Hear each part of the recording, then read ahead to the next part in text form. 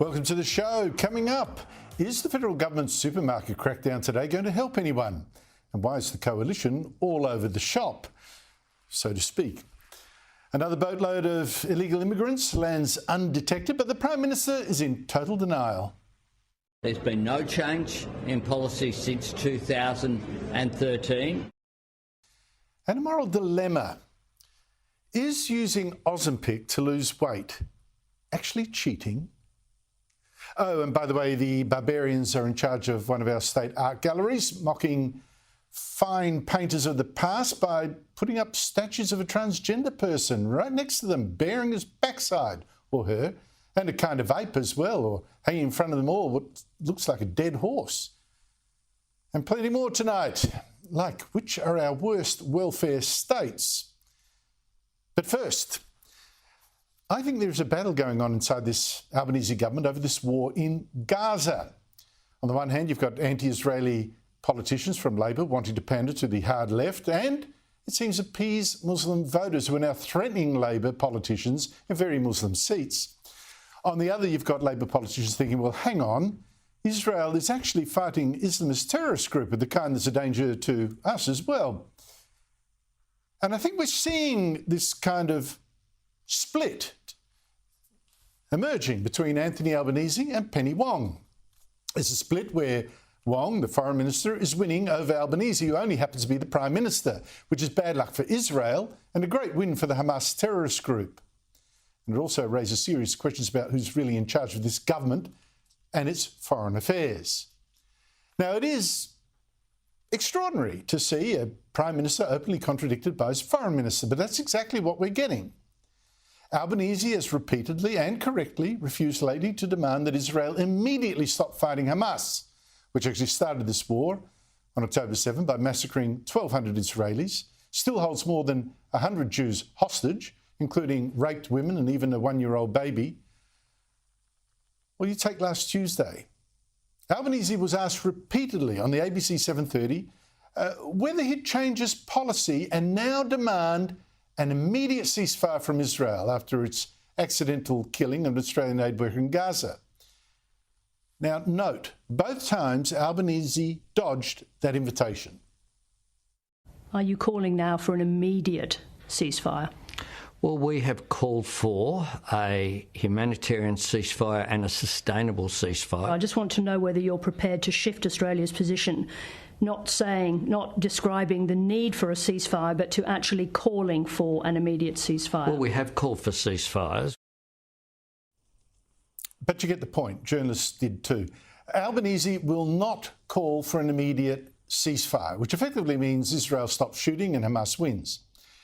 But what I haven't seen pointed out is that Foreign Minister Penny Wong is contradicting her Prime Minister. She is saying what he won't.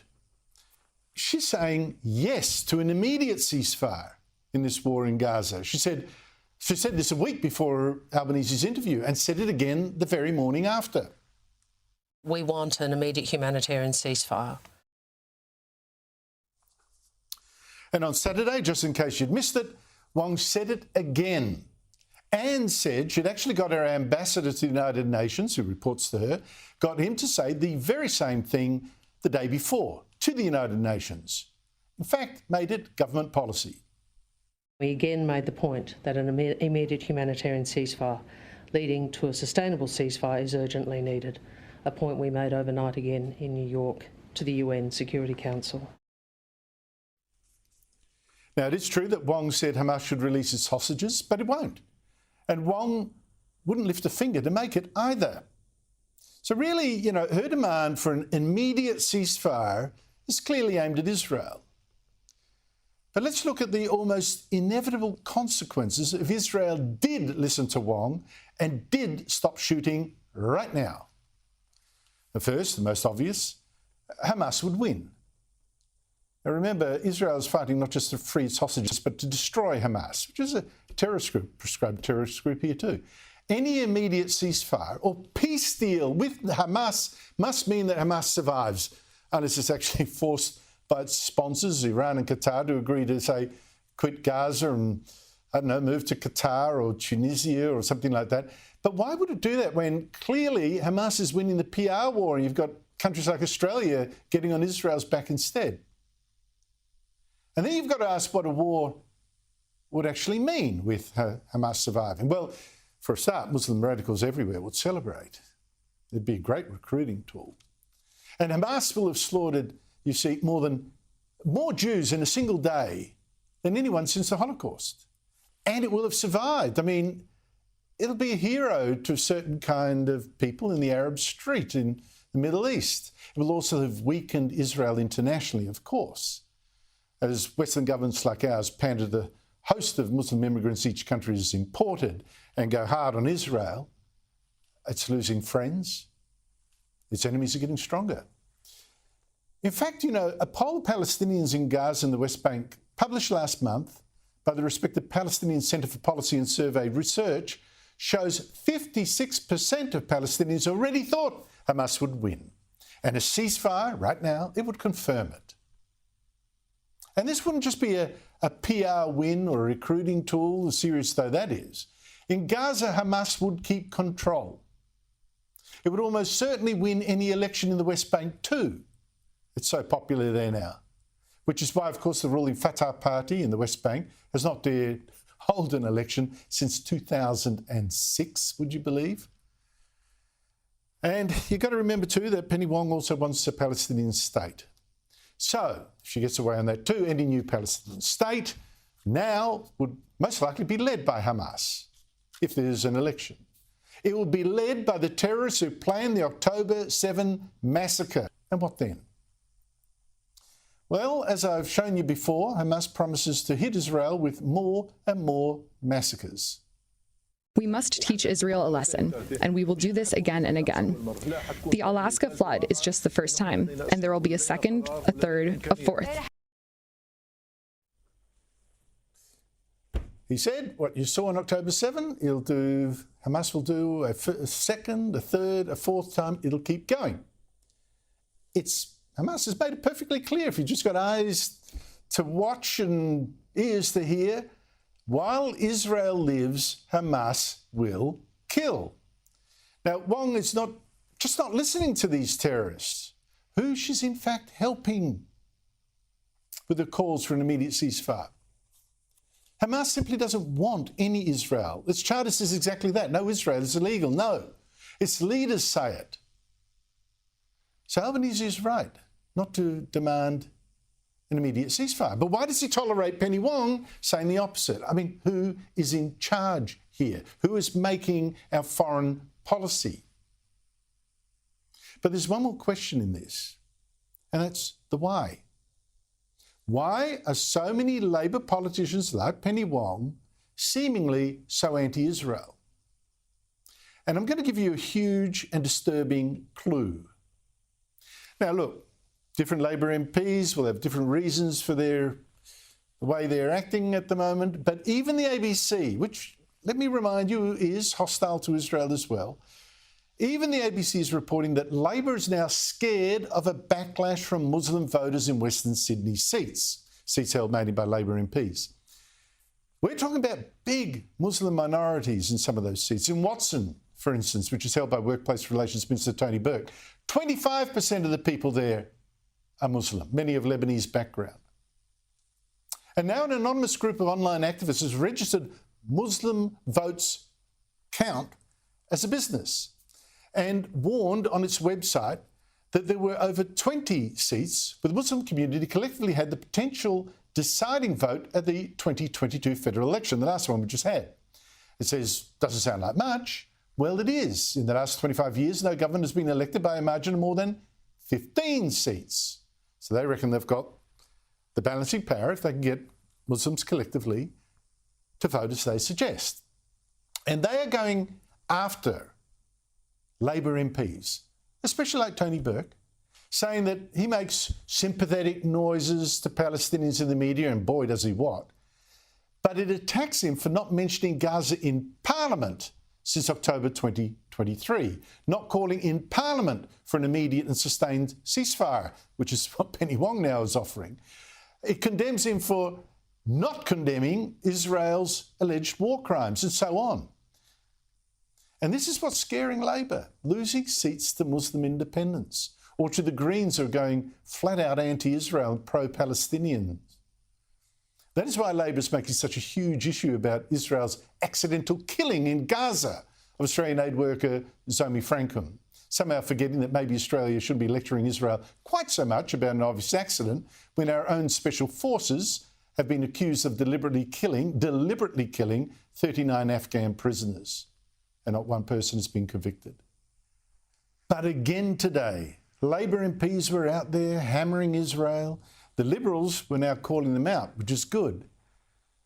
But now you might just know why Labor is being that tough on the only democracy in that region, someone supposedly our ally. You might now know just why, and also know who in the government is leading it. Well, not entirely unrelated, another boat of illegal immigrants has landed undetected on the West Australian coast. They did that on Friday, the third since November. You might ask what's happened to our border force. And this time it was carrying people from China, apparently, about 10 of them. Can you imagine if that catches on? How many Chinese are we up for in that massive country? And once again, the Prime Minister yesterday was in denial. There's been no change in policy since 2013. We'll use all avenues at our disposal to make sure that the borders are protected. Nothing's changed on our borders, he says, apart from letting a family of illegal immigrants from Sri Lanka stay in Biloela, even though our courts agree they weren't real refugees, and apart from letting 19,000 illegal immigrants on temporary protection visas become permanent residents, and apart from now setting free 149 illegal immigrants from detention, including even murderers and rapists, apart from all that and a few other things, nothing has changed in our borders. Joining me is Michael Kroger, former Victorian Liberal President, and Steve Conroy, former Labor Senator and Cabinet Minister. Nothing has changed, Michael. Why would these people have got the idea that you might be in for a soft touch if you land here? Because they know Labor are weak on border protection. They've got a long history of that. Once you abolish TPVs, once you allow the 19,000 to stay, you're saying to the people smugglers, all you need to do is get to the Australian mainland. Once you hit the Australian mainland, eventually the government will cave and you'll get permanent residency in Australia. That's what's happened. And this boat's arrived. Is it a disaster? No, but does it, signify that more might come? Of course, because everyone knows the Labor Party are hopeless on these issues.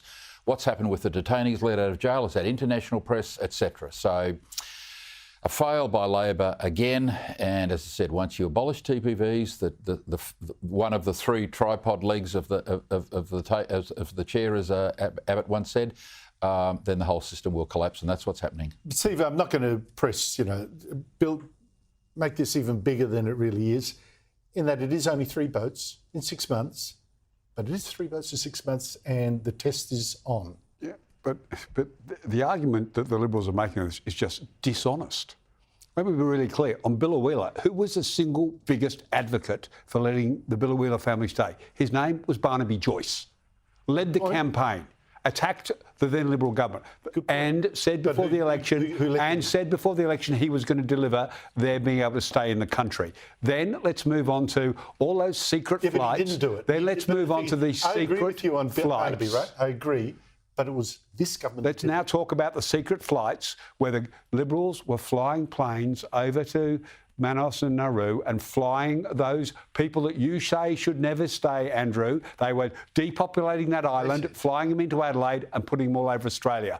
All of those 19,000 were going to be staying here under both governments, and it is just dishonest of the Liberal Party to say that this was not the case. Just dishonest. Isn't the difference, though, Michael, that how you announce these things? If you make a big thing... Oh, so it's okay to do it in secret? In some cases, yes, it is. Oh, that's okay. No, because take the Biloela family. Those people smugglers, they're dumb. They don't notice. You take the Biloela family, right? 4 days after the government was elected, the Prime Minister actually makes the big announcement. He actually then goes up to Biloela and gives them a big hug and makes a big thing about it. Barnaby Joyce was making it a big thing for the entire 2-3 months before the election. I didn't agree with him, but the point is, this was actually done, and by the Prime Minister. That is advertising brochure material, as opposed to secretly saying, go in there, no publicity. True or not? Of course. There are 50 million people around the world who would like to come. The UN says refugees of one kind or another. There's 50 million people who'd like to come to Australia. And in every case, you could say, God, they're coming from terrible circumstances to Australia. Let them stay. The Biloela family, Joyce was, of course, wrong on that issue. He was wrong on that issue because you could pick any family, of the 19,000 or the 12,000 still waiting, you could pick any family and make a compassionate argument for them to stay in this country. There goes 50 million people. Once you lose control of your borders, once you lose control of a regulated system of letting people come into this country, then you have an open slather. You can see the disaster on the southern border of the United States at the minute, not because the government, Biden or Trump doesn't have compassion. Everyone in a Western country has compassion. There is a limit to what you can do, and that is the problem, Andrew. Biden, my God. Something I think the Albanese government did do right today. I think it made the right call. Back that, in principle, a report by Craig Emerson, former Labor Minister, former colleague of yours, into supermarket prices. He rejected some calls, again by Barnaby Joyce and others, anyway, Nationals MPs, to break up the supermarket oligarchy, smash them, make them sell stuff, shops, to keep down prices and defend farmers' interests. Now, Emerson instead recommended supermarkets that are guilty of breaking their own voluntary code face fines of up to 10% of their revenue, which for Woolies would be $5 billion. Here's the Treasurer today. Now, what we're talking about here is making the code compulsory, having big penalties for people who do the wrong thing, getting the dispute resolution right, so that suppliers and farmers can't be dudded. Now, Steve, you have Woolies as a customer, but don't you think this is perhaps better than smashing up the supermarkets? Well, I think the arguments Craig Emerson makes are very sound. And I think that what we've seen here is quite an interesting split between Dutton and Little Proud. Little Proud. Which has said, basically, you're not running economic policy for the coalition anymore. We're going to take, the big boys are going to take charge of this. And the adults in the room aren't going to let, the tail wag the dog here. Well, I think you saw a little bit of that today, Stephen and Michael, when you had various members of the coalition, including David Littleproud, seemingly all over the shop, and pardon the analogy. Oh. We don't have... We lost him. It lost. It disappeared. It's in aisle 3. But you had Littleproud saying, we've got to break it up, and you had others Liberals saying, well, no, actually, you don't. What do you make of that? Well, look, it's a very complex issue. The answer is forced divestiture. I wouldn't have thought so in a free market economy. No. I don't think so. And who would it help? Well, to be giving his credit, Emerson did make this point this morning. So you close a Coles here, Woolworths take that over. Then somewhere else in the country, Woolworths are bad guys, so Coles take that over. No, look, the answer is this. In the ACCC inquiry that's going on at the minute, that's handing down the report early next year, what they need to do is to publish all of the pricing, not by name, obviously, not by grower, because there's commercial in confidence. You can get this from here. What is a farmer selling his produce for? So he sells to someone else. What do they sell it for? Yeah. What are the margins? That's the only way you can get transparent pricing. That's what people need to see. Otherwise, it's a complete haze out there, Andrew. Everyone is totally confused about who's getting what. Craig Emerson was my tutor at university. I'm not going to start disagreeing. He's to blame. Michael Kroger, Steve Conroy, thank you very much Andrew. to you both. After the break, Labor is still furious with Israel, or so it says, over its mistaken airstrike. Even appointing an army chief to watch over the Israel's investigation. Talk about that. Plus, cultural heritage laws are banning Australians from yet another mountain. How many of our beauty spots will be banned?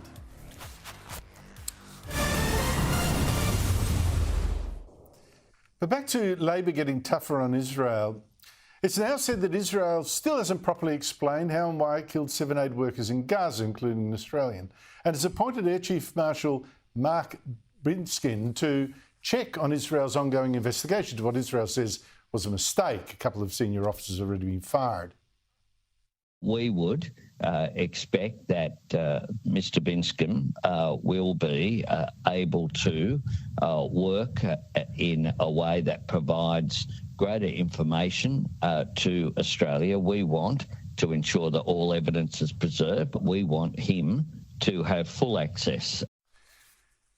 Well, joining me from New Zealand this week is our country's top foreign affairs writer, Greg Sheridan of The Australian. Greg, great to see you. The Albanese government's reaction to what clearly seems a mistake by Israel, your verdict? Well, Andrew, I think this is a disgraceful, sensationalist and wicked stunt by the Albanese government, which is not only wrong in principle and bad morally, but threatens to politicise and debauch our own military. Mark Binskin is a good guy. I've known him, interviewed him, very good guy. But, you know, in democracies, uniformed soldiers do as they're told. I'll make 2 points about this ridiculous stunt. First, the Australian ambassador in Israel could undertake any liaison, you know, ongoing about future Israeli investigations. Secondly, a uniformed soldier will do as he's told, do as the government wants him to do. If the government says, now, Binskin, I want you to establish whether the Israelis have produced the perfect, legally untouchable, magnificent, platonic ideal of an inquiry, he'll come back with a report saying, no, the Israelis have been very bad. If they say to him, now, Mark, I want you to establish whether the Israelis had an inquiry and would do roughly as much as we would do, he'd say, yes, Prime Minister, they've done fine. So the government will get whatever outcome it wants, which is no reflection on Binskin. But this is the government misusing a uniform to dress up its own dreadful political cowardice in deserting Israel. You know, Australian soldiers are accused, and we have no way of knowing the justice of this, of war crimes in Afghanistan from many, many, many years ago. And I think one charge has been laid all these many years later.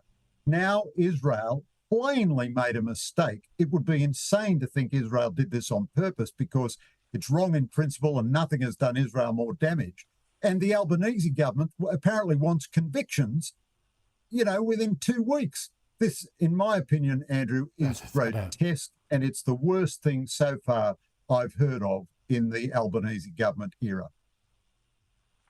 Greg Sheridan, well said. And I might also say that in that investigation into 39 deliberate, not accidental, deliberate alleged killings by Australian Special Forces troops, we didn't ask the Afghan government to send over one of its top military so they could just investigate whether we're doing it properly. I don't recall it going that way that time. But Greg, you're in New Zealand. There's a new government there, a nationalist government, a conservative government, or a coalition really, following the defeat of the Labor government formerly led by Jacinda Ardern until she stepped down just before when she saw the writing on the wall. Why are you there? What are you seeing? Well, Andrew, I came here to speak to a conference and to do some interviews, but, you know, New Zealand's a wonderful country, very friendly, you know, world champions at rugby, clean and green and all that sort of thing.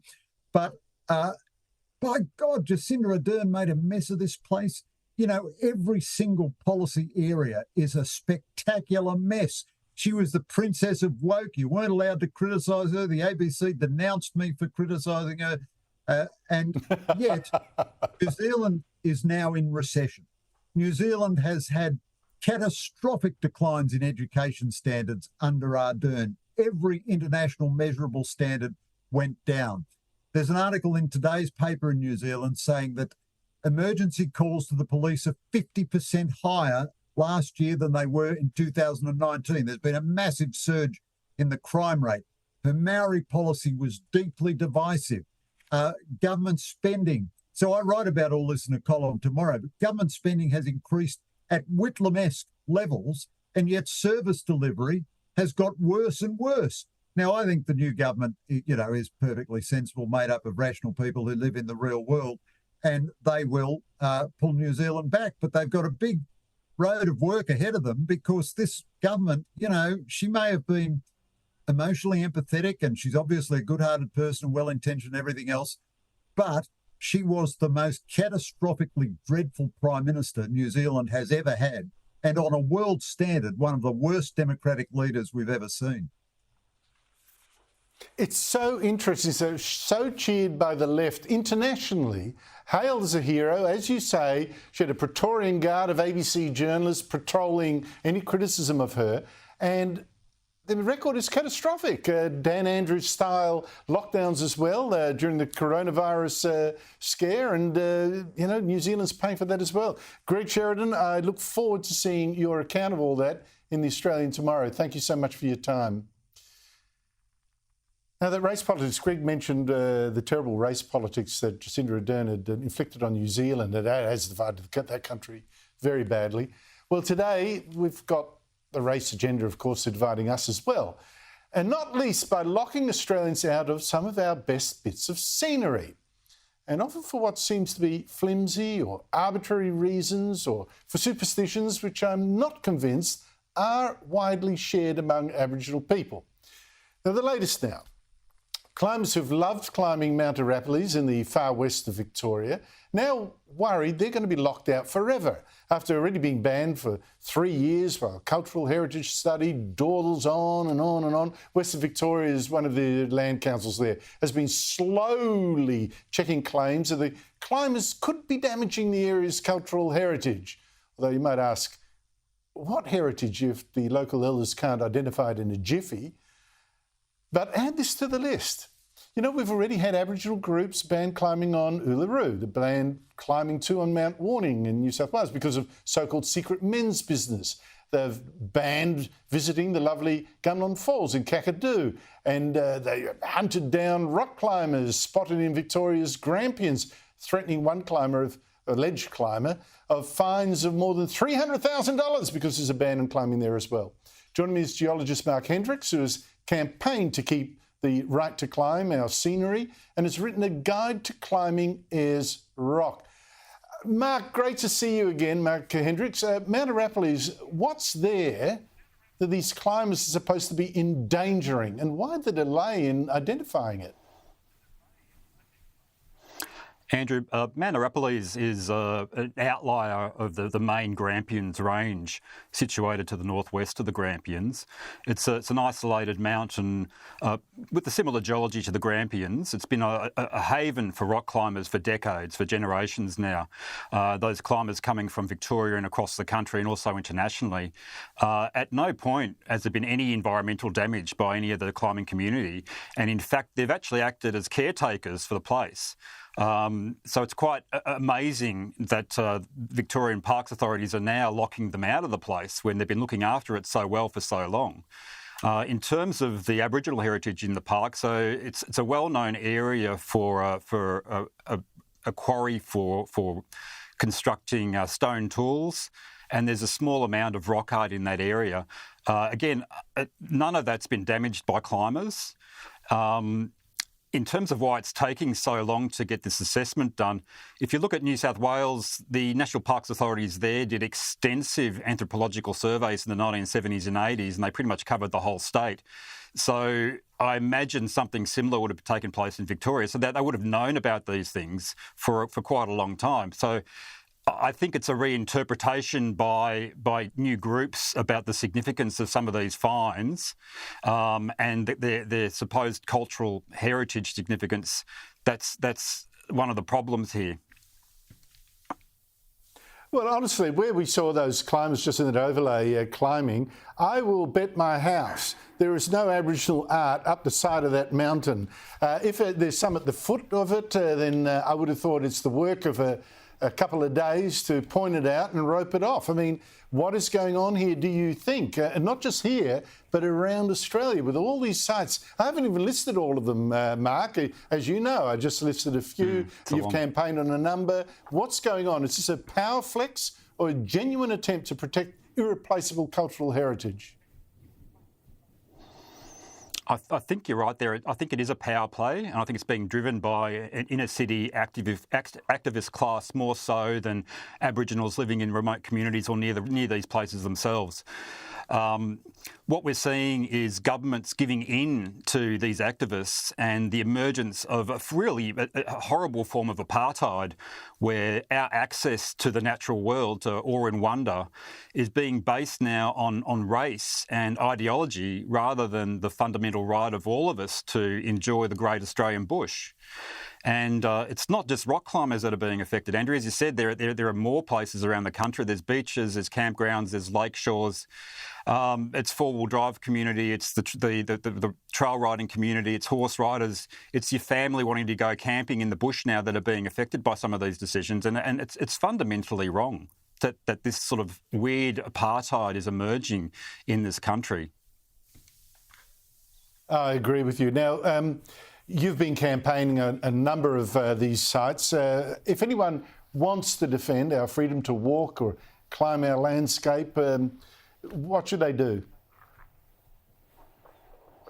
I think Thomas Jefferson said it best. He said that, if a law is unjust, it's not only right to disobey it, it's a moral obligation. It's an obligation to do so. A radio host here in Sydney, Ben Fordham, said it best, probably said, if you want to climb it, just climb it. And we're getting to the point now where the only way forward really is through mass disobedience. So I think that's one of the next stages. For Mount Warning in New South Wales, we've got a petition with the New South Wales Parliament at the moment that's being sponsored by Libertarian Party member John Ruddock. And if we get 10,000 on that petition, we can then get that debated on the floor of the upper house of the New South Wales Parliament. So I'd encourage all your viewers to look out for that petition. If you search Reopen Mount Warning petition on Google, you'll find it. And if we can get 10,000, then we can get, hopefully if we can get Mount Warning reopened, then the pathway will be easier to get these other places protected from being locked out. Mark Hendricks, always great to talk to you. Thank you so much for your time. After the break, how sick is one of our state art galleries to put modern horrors like this in front of religious art of the past? And also, guess which are our biggest welfare states and why? After this. Before I get to the news of the day, honestly, my daughter went to Adelaide on the weekend and dropped in on the South Australian Art Gallery. Now, it's got some good stuff. I've been there. Jeffrey Smart, of course, local boy, Hans Heisen, daughter Nora, Ethel Carrick Fox, Joshua Reynolds, Gainsborough, that kind of stuff. But this is what you see in the first room when you go there now. Lovely paintings, including Madonna and Child from the 16th century, confronted by a hideous kind of human ape, which is also staring with her monstrous genitals dilated at a more recent Madonna and Child by Bouguereau. In front of a portrait of King George III hangs what looks like a kind of dead horse, while next to the king is the head of a black woman glaring at him, this colonialist. And to complete this assault on beauty by modern identity politics, bearing their resentments and genitals, is a statue of a naked transsexual showing their backside to the king. This is not just, contrasting today's art with yesterday's.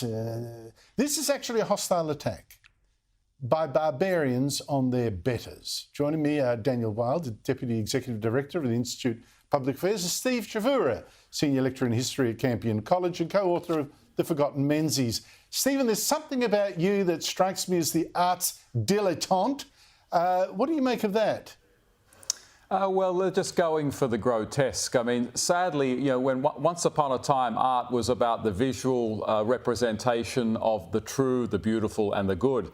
But in the 20th century, many artists and philosophers stopped believing in the true, the beautiful and the good. And so art really just became about pushing the boundaries, shocking people. Well, even children can shock people. People without much skill can shock people. And art also became about social activism, but never conservative social activism, always left-wing social activism. So now that art has been just unhitched from the objective, true, beautiful and the good, this is the kind of thing you get. Just attempts to shock people, to push boundaries, to create visceral reactions in people. The good news is that there's a classical school movement emerging in Australia, and they're going to teach young Australians about true art, that is the visual representation of the true, the good and the beautiful. Now, well said. To me, Daniel, this strikes me as signs of a civilization in decline. Gibbering monkeys even gesticulating at art they cannot understand or reproduce, don't have the talent. But to another example, from the Institute of Public Affairs itself, you've put out new research showing an even higher number of Australians now, a higher proportion of Australians, are on some form of welfare, whether disability, NDIS, welfare, age, unemployment. And you found, in fact, the most welfare-dependent states are Tasmania, big surprise there, I guess. Incredible 11% of people on some form of welfare. And South Australia, which houses that gallery, 9.9%, nearly 10% on some form of welfare. Does this show, what a wonderful place Australia is, looking after the unfortunate, the ill at ease, or does it show something else?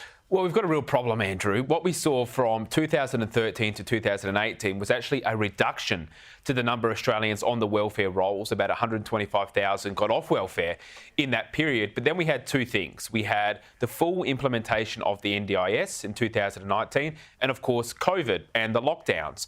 And what happened with COVID is it severed the relationship between work and reward. And we've had a lot of young Australians, not through any fault of their own, but through bad policy decisions made at state and federal level, receiving a lot of welfare for a long time without any connection to how that money is generated. When it comes to the NDIS, it's absolutely critical for those in catastrophic circumstances to get the help. But we've just seen an explosion in the numbers, Andrew, particularly for young people with autism and other learning difficulties. Or diagnosed with. Sometimes they're given that diagnosis in order to access benefits when the practitioner may not, and I've spoken to a couple, may not actually feel they are genuinely autistic. It's the only way to get some help. That's right. There is an incentive problem, a policy incentive problem, including in relation to schools. We also know that the government is committed to at least an 8% growth to the NDIS. That's their goal as a minimum. Now, our economy is only going at 2.5% per year in real terms, so clearly we've got a problem. Stephen, what's more frightening about those figures, which Daniel has mentioned, is that we've had this increase on people getting welfare despite the fact that we've got a very, very low historic, well, in terms of the last 20 years, unemployment rate. We should have many fewer people off welfare. Instead, we've got more on it. How does that work? Because it's got a lot to do, as that excellent IPA report says, with the NDIS. It's just been a cost blowout over the last few years, and Labor have promised to rein it in, and they're going to have to take to it with a razor. Just in 2023, the Australian Criminal Intelligence Commission estimated that 15 to 20% of NDIS payments were actually rorts. And the NDIS has become notorious for bogus providers doubling and tripling service fees, turning the NDIS into just sort of a bottomless pit of money. So that's where a lot of the problem lies. Yeah, it is. And Daniel was so resentful. Every dollar I earn here tonight, half of it goes to, I don't mind, it goes to the government. I don't mind if it's going to needy people. I mean, I give private donations as well. But seriously, when I see this kind of stuff, I'm thinking, what on earth? But I want to go to another thing. A story today feeds into this welfare mentality, accusing our universities of not looking after foreign students enough, right? So it says universities have brought in more than 200,000 fee-paying international students just this year, but they only have dormitory accommodation for 40,000. And of private training colleges, they got no accommodation at all for the 150,000 foreign students they've brought in here. Federal Education Minister Jason Clare was calling on the university to provide more housing for these foreigners, saying universities benefit significantly from international students. They should have a responsibility to help house them. But Daniel, why don't they have just an equal responsibility to house all the country students that come to the cities and fighting, or even just poor parents with poor families trying to get into housing that immigration squeeze them out of. Well, look, the international student system is a rort for universities to make money at the expense of domestic students and at the expense of the quality of education and at the expense of housing. They're putting immense pressure on the local housing market. Rents and everything is going up as a result of that.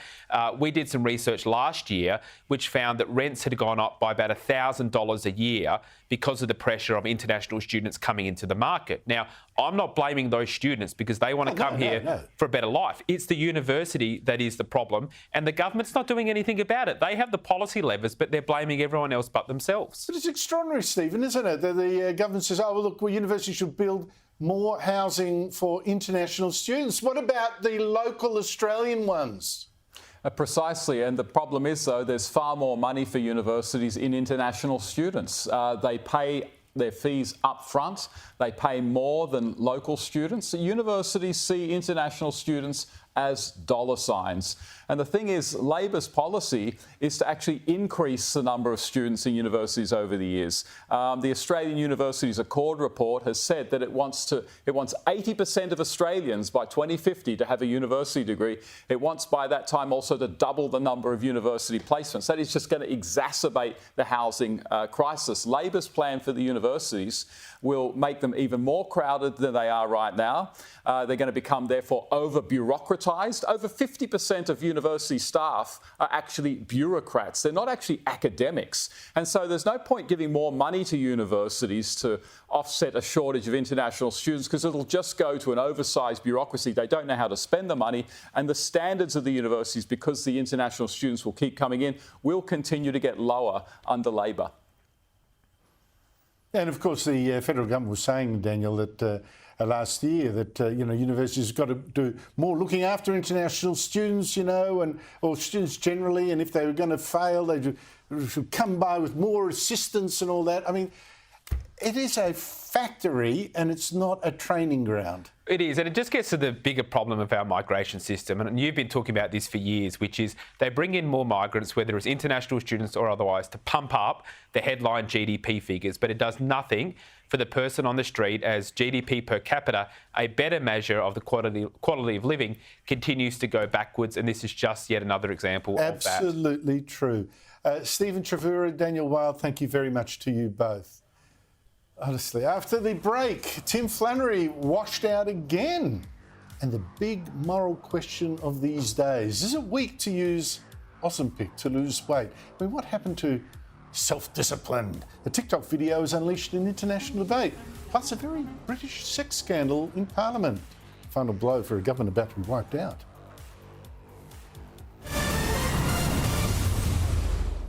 More news that you certainly won't get on the ABC, which is why you're watching us, aren't you? It's another week where we see great global warming scares proved wrong. Now, you remember Tim Flannery, the bone expert who the Gillard Labor government unaccountably made our chief climate commissioner. Remember his global warming prediction in 2007? Even the rain that falls isn't actually going to fill our dams and our river system. Well, update. Sydney's huge Warragamba Dam spilled over again on the weekend, 100% full for the second time in 3 years. It's probably spilled now 4, 5, 6 times since Tim Flannery's prediction. I was thinking of that when I saw another professional global warming scaremonger pop up after many months of invisibility. Greta Thunberg arrested in Holland this time. The Hague blocking the road for some reason. Joining me from London is writer, broadcaster and author Esther Kraku. Esther, great to see you again. I won't spend much time on this. It's a bit low rent, isn't it, that kind of arrest? I mean, here's someone that used to get invited to all the big parties, the UN, Davos, the European Union, British parliamentarians, now chucked in a divvy van in Holland. Yeah, it's exactly what she wanted to. But her style has fallen. It's been quite considerable. It's almost like she's just a young child screaming about something, except she's not a child anymore. She's 21 years old. I don't imagine that it does much for the climate change cause to have a bunch of unemployed young 20-something-year-olds gluing themselves to public roads and just being a public nuisance. I mean, in this particular case, Greta Thunberg was arrested for twice in one day, twice because she was part of an Extinction Rebellion protest outside of The Hague, trying to get the Dutch government to reduce its fossil fuel subsidies. Of course, these people offered no alternatives. They don't talk about the fact that over 80% of the world's energy use still comes from fossil fuels. They have no alternatives. They just want everything to be banned and to send us back to the Stone Ages. But this is what she wants. This is what she likes. She lives for the attention. I mean, every time she's arrested now, she just smiles. She doesn't bother walking. I mean, she literally just goes limp. She looks like something out of Coming to America. You know that scene where Eddie Murphy's character was being carried by 6 men and refused to let his feet touch the ground. I think she thinks she's the kind of the low budget version of that. But these people are clearly irrational. They don't offer any solutions. They just sit in front of roads, they block ambulances, and they just protest against something that they really don't have any understanding of. I mean, a lot of these fuel subsidies actually help the average working person. This is someone who is apparently for the plight of the working class, but is also advocating for policies that would inherently disadvantage them the most. So, you know, this is not something surprising. It's something very much to be expected for Greta Thunberg. I just wish they left her there.